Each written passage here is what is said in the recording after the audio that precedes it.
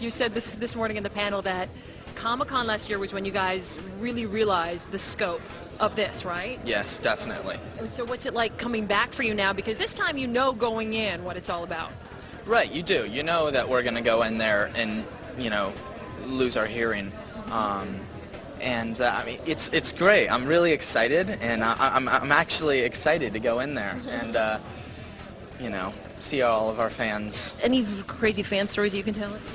I also said this morning that I'm asked to growl a lot, and I don't really enjoy doing that.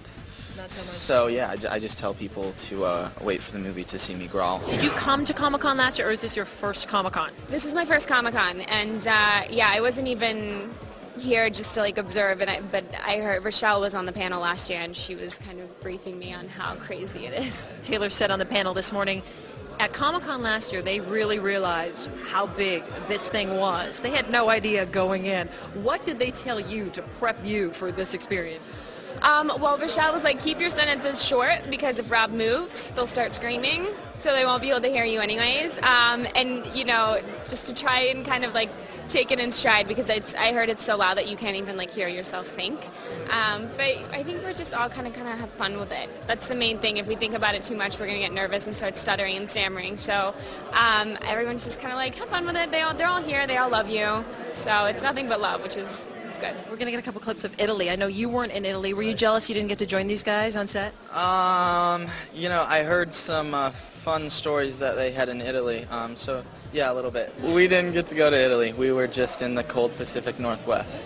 It was beautiful. It was astounding to be there. It was such a change. I mean, all of a sudden the movie's gonna go from dreary, wet, green, dead, to vivid, ancient. It's just a different world. Everyone, has been talking in these past couple months, year about, how it's crazy it's been for Robert, how crazy it's been for Kristen. What about you? I mean, I know you were up shooting in Vancouver with everybody.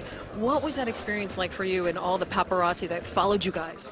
I mean, it's definitely different. It's something that you're not really prepped on growing up, and so you kind of are all right. I learned very quickly to kind of, be careful what you're doing because you're never alone. You're literally never alone.